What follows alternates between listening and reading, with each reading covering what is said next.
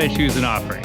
I chose an offering because at the time it was down to a choice between the Ripmo and the offering, the Ibis Ripmo, and the Ripmo was not available, so I went with the offering.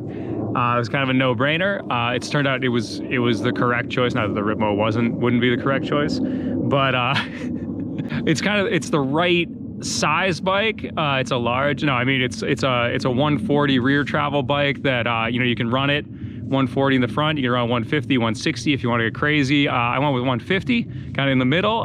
Give it that little bit of like a snappy, quick handling for the New England tech, for the twitchier stuff. But it's enough. Like I've taken it to Highland, I've taken it to the park, done a lot of chunky downhilly stuff out west. Definitely handles that. I mean, maybe sometimes I might want that 160, and I don't think it would hurt.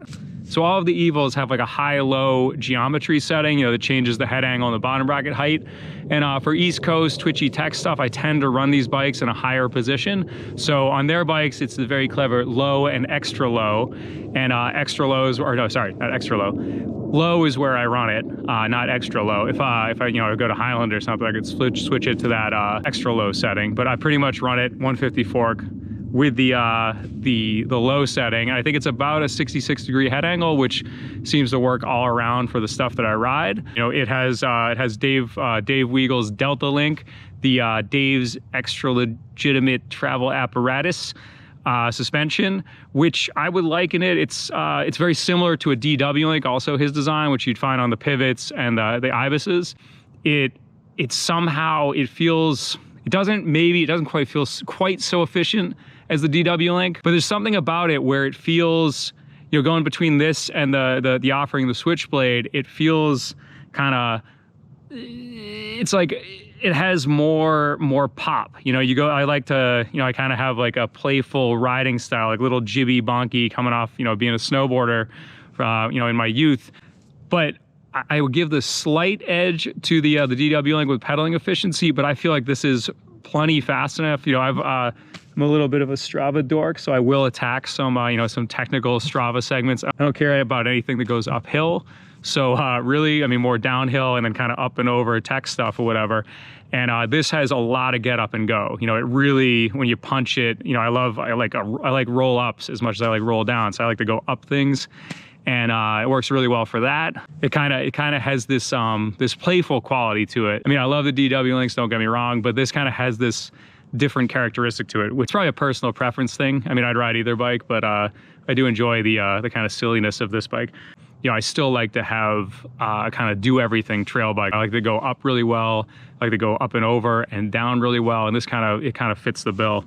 It's a nice balance of quickness and capability, you might say. It doesn't hurt that it looks amazing. It's one of the coolest bikes I've ever seen. It's definitely the coolest looking bike I've ever owned. I've taken it, I take it on, burly trail rides. I've taken it to the park, but I'll go out for 3.5 hours. I took it on a, 50-mile ride with 9,000 feet of climbing in Vermont, and didn't really, no, I suffered horribly, but I don't think it was because of the bike. I think the bike was definitely, that's within its wheelhouse, so to speak. What did I change from stock? From stock, I definitely, one major thing is I've got the maple wheels, the carbon wheels with the i9 hub. Yeah, the Hydra hubs, just the engagement on those is just life-changing. Those things are crazy. One thing we did change from stock is put on the gold decals that kind of match the i9 hubs, and it looks pretty hot. And Evil offers a whole bunch of different options. It's fun to go through that on their website. I swapped out the dropper for the bike yoke with a little bit more travel there. I got a ton of drop on that thing. It's almost like a BMX bike when it's down. You just throw the bike all over the place. Went with the wolf tooth lever on that. I don't know why I can't say that. Yeah, so I run the, I think it comes with Maxxis tires. I run the Vittoria Agaro, which is my favorite New England trail tire. It's 2.6, although the bike doesn't really, it's not really supposed to run a 2.6, but I think the newer Evils with the Super Boost in the back will be fully capable of running a 2.6. It's no problem in the front, a little tight in the back.